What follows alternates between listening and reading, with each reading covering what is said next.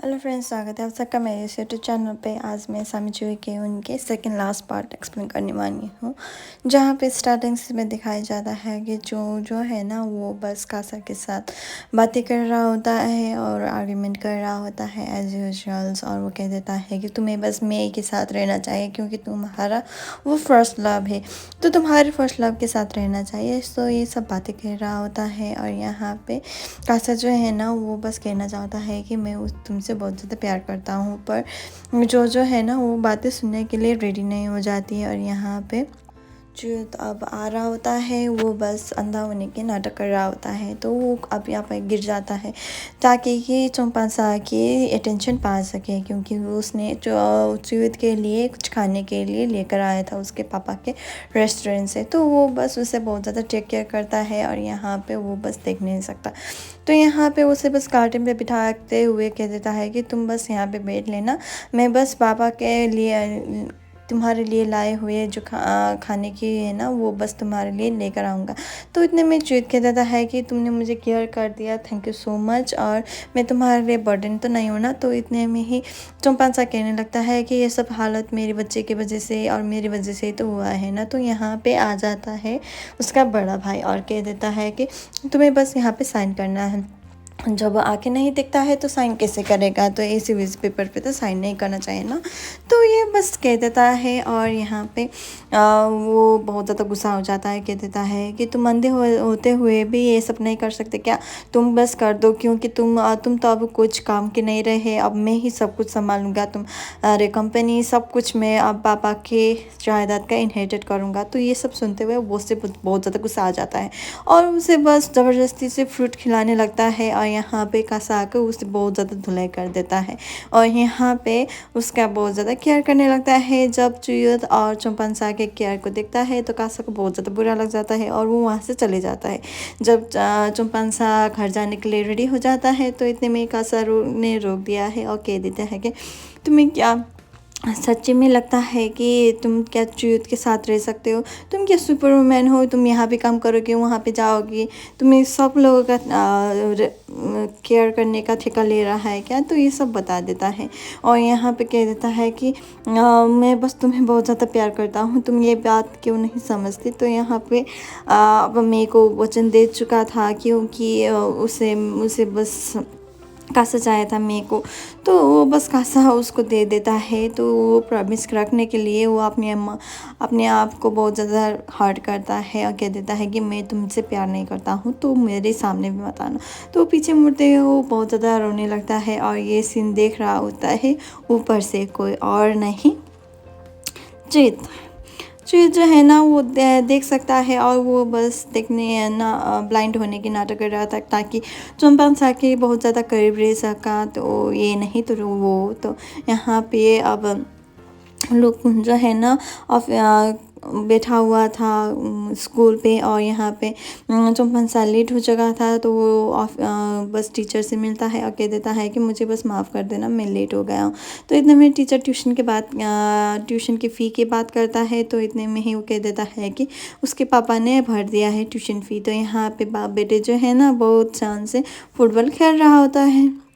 तो ये सीन देखते हुए चंपनसा को बहुत ज़्यादा अच्छा लग जाता है और बच्चे भी उसे बहुत ज़्यादा पसंद करता है। तो वो बच्चे के साथ बैठ जाता है और उन लोग वहाँ पे जाने लगता है और चंपनसा के घर पे जाने लगता है जहाँ पे रेस्टोरेंट है ना उसके पापा का, तो खोला हुआ था।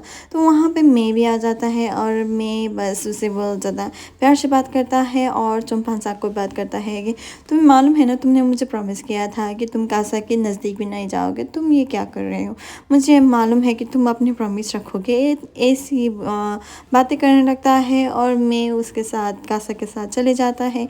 अब यहाँ पे सीन शिफ्ट होता है, वो बड़े बेटे का जो वाइफ है ना वो बस आता है और रिन को कहने लगता है तुम्हें क्या लगता है कि तुम मेरे हस्बैंड के साथ जो कुछ भी है ना, जो जिसको एक्सप्लेन करने की कोई ज़रूरत नहीं, मैंने तुम्हें देख लिया था उस कमरे में, तुम दोनों एक साथ में थे और किस हालत पे थे तो मुझे मालूम चल गया था। तो तुम्हें क्या लगता है कि मेरा हस्बैंड तुमसे प्यार करता है, वो तो बहुत ज़्यादा कुछ और इंसान है जिसे एक्सप्लेन करने की ज़रूरत नहीं है। तो वो बस उसे बहुत ज़्यादा बेइज़्ज़ती करने लगती है। अब यहाँ पे पापा को भी मारने लगता है वो बैड गाइज़, और वो बस कहने लगता है कि तुम्हें बस अपनी बेटी को तमीज़ सिखाना होगा, क्योंकि दूसरे के घर पे आँखें मत लगाएँ। तुम्हारे दोनों बेटी को ये सब गाना बहुत ज़्यादा बज है। तो यहाँ पे घर पे चला जाता है और पापा जो है ना रिन को बहुत ज़्यादा डांटने लगता है कि तुम्हें कोई और नहीं मिली कि किसी के हस्बैंड को ही उठा लिया तुमने, ये सब क्या कर रहे हो। तो यहाँ पे वो कैसे कह देता है कि वो मुझसे शादी करना चाहते हैं, क्योंकि ये है दे देखो मैरिज रिंग है। तो वो बस कह देता है कि पापा तुम्हें क्या स्टूपिड हो क्या, तुम्हें इतना भी मालूम नहीं कि वो तुमसे बस कुछ पैसों से ख़रीदना चाहता है, तुम्हें बस प्यार नहीं करता है, तुम इतना ज़्यादा स्टूपिड कैसे हो सकते हो। तो भी रिन कह देता है कि हाँ आपको तो मैं बहुत ज़्यादा स्टूपिड ही रहूँगा ना, क्योंकि आपकी छोटी बेटी तो है ना, वो तो परी है ना, क्या करूँ। तो यहाँ पे रात हो चुकी थी और यहाँ पे जो है ना सिंगर आ जाता है चुम्पांसा को हेल्प करने के लिए। जब वो दोनों ही हेल्प कर रहा होता है एक दूसरे को, तभी कासा आ जाता है और कह देता है कि तुम यहाँ इस रात को क्या कर रहे हो।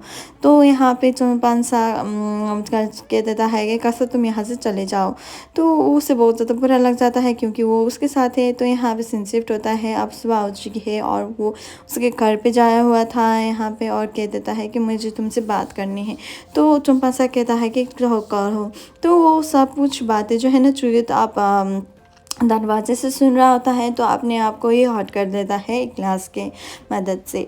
तो वो बस वहाँ पे गिर जाता है जिसके खून निकाल आता है। तो वो बस उसे बहुत ज़्यादा केयर करने लगता है चुयत को। ये देखते हुए उसे बहुत ज़्यादा बुरा लग जाता है कासा को। अब यहाँ पे जो है ना अब प्रेगनेंसी का सिम्टम्स जो है ना वो दिखा पड़ चुका है। तो यहाँ पे उसे बहुत ज़्यादा वॉमिट आने लगता है और यहाँ पे चुयत कह देता है कि क्या हुआ तुमको।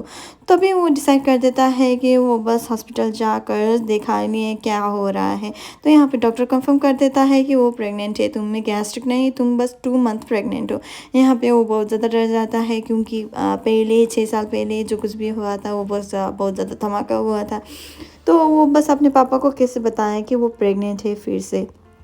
और यहाँ पे अब बहन को फिर से पता चल चुका था कि वो बस कुछ न कुछ तो हाइड कर रहा है। तो वो बस कह देता है कि तुम कब से ये सब होने लगा गया, ऐसे वैसे बातें कर रहा होता है। यहाँ पे सीन शिफ्ट होता है। अब जुद के घर पे अब प्रेसिडेंट का चुनाव हो रहा होता है, अपने तीनों बेटों में से किसको देना है। तो च्यूत तो ब्लाइंड है और बड़े बेटे का कोई ख्याल नहीं रखता है। और यहाँ पे कासा जो है ना वो बस नॉमिनेट होता है और यहाँ पे बड़े बेटे को बहुत ज़्यादा गुस्सा आ जाता है कि आप ऐसे नहीं कर सकते। तो ऐसे वैसे कह देता है और यहाँ पे पापा का जो फैसला है ना वो अटल हो जाता है। यहाँ पे मैं और कासा के माँ के साथ कुछ गुफ्तगू हो रहा होता है और यहाँ पे आता है जुद का माँ और कह देता है कि तुम्हारे बेटे जो है ना इतना नालायक है कि क्या बताऊँ। तो ये सब बताने लगता है, एक दूसरे के साथ लड़ पड़ता है और वो बस उसे बस धक्का दे देता है जिसकी वजह से वो बेहोश हो जाता है। अब यहाँ पे सीन शिफ्ट होता है। अब यहाँ पे अल्ट्रासाउंड करने के लिए अब चुम्पांसा आया हुआ होता है ताकि उसका बेबी जो है ना वो हेल्दी रहे या ना रहे। तो वो बस उसके जो अल्ट्रासाउंड की वीडियो है ना वो बस देखते ही बहुत ज़्यादा खुश हो जाता है और वो उसे देखते ही रह जाता है। जब वो देख रहा होता है तभी उसके सामने से उसका पतिदेव और उसका मदर इन लॉ आ जाता है। तो वो बस जो वीडियो है ना वो बस वहीं पे छोड़ गिर जाता है और वो बस छुपने के लिए चले जाता है। तो यहाँ पे जो गिरने की आवाज़ होता है ना वो सुनने के बाद वो दोनों देखने लगता है। यहाँ पे मैं जो है ना उसके सास के लिए पानी का बोतल लेकर आया होता है। यहाँ पे